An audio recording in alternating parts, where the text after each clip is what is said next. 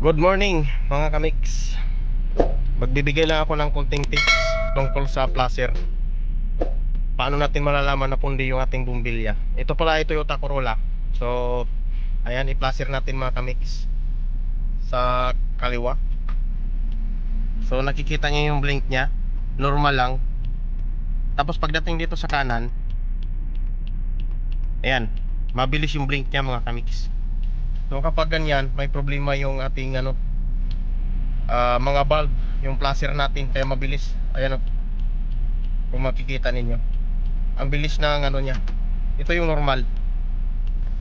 So kapag ganito mga kamix, papakita ko sa inyo. Ayan, hazard natin. So naka-hazard na siya. At dito tayo sa labas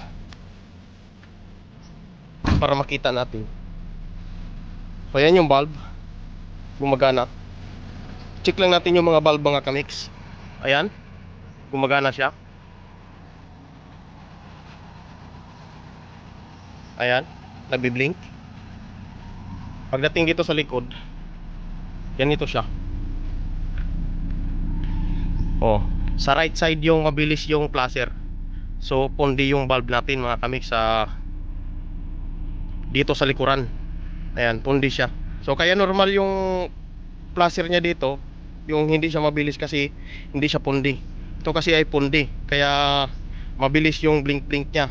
So dyan yung malalaman na pondi yung placer ninyo, or yung nag-i-stick, yung hindi siya gumagana, pondi yung valve. So konting share lang para alam natin kung paano natin ayusin. Babaklasin lang natin to mga kamix. Ayan, tatanggalin lang natin to at nang mapalitan natin ng valve at nang ma-check natin.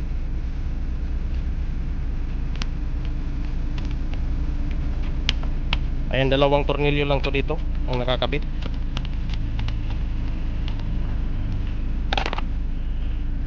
Tapos ito, press mo lang to pa ganun.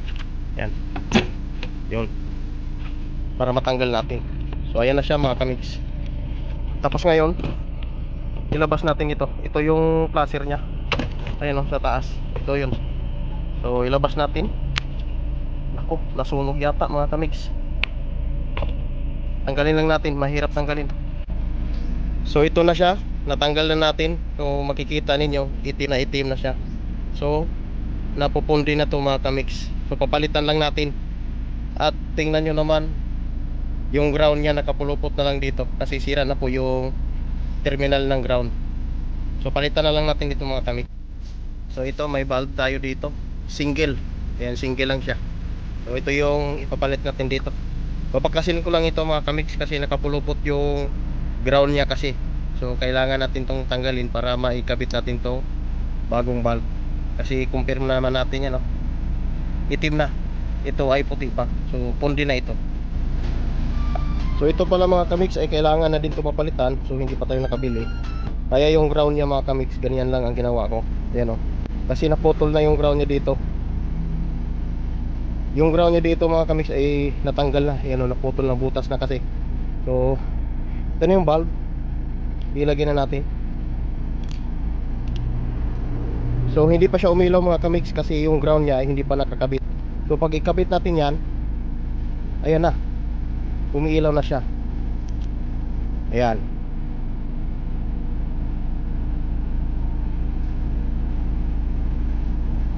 So ganyan lang yung ginagawa ko mga kamix, oh. So ayun. So ganun lang. Ganun lang yung gagawin natin. Kapag mabilis yung placer nyo doon sa dashboard, check nyo lang yung mga ilaw ninyo, yung bulb, at makikita ninyo na sira na yan. Ibalik na natin dahil napalitan na natin.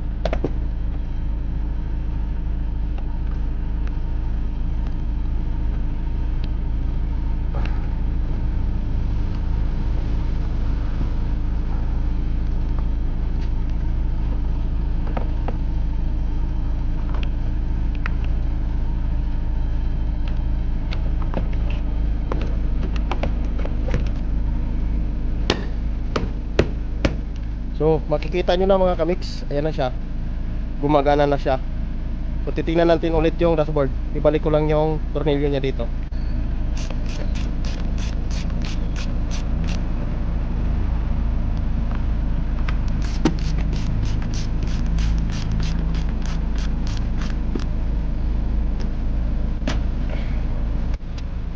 So ayan, kung makikita natin gumagana na yung placer pati dito. So titingnan natin dito sa dashboard. Ayan, naka-hazard yan mga kamik. So off na lang natin at i-placer natin. So makikita ninyo ganyan ang normal na placer. So sa kanan, so ayan na, okay na, makita ninyo sakto na yung blink blink nya. So hindi katulad kanina na sobrang bilis. So ganun lang ang pag-check. Kapag ganyan yung placer niyo mabilis, so kailangan natin i-check ng ating mga sasakyan sa mga valve mga kamix dahil mahirap mahuli. 5,000 po ang violation kapag pundi yung ating mga valve, ilaw, lahat ng mga klase ng ilaw sa ating mga sasakyan. Kapag hindi gumagana yan, ayan, tutubusin natin sa LTO. Kung mahuli tayo, 5,000. So hanggang dito na lang yung vlog natin. Sana makatulong sa makapanood nitong aking vlog. So thank you for watching. Ito pala si Buddy, 1994 model A5.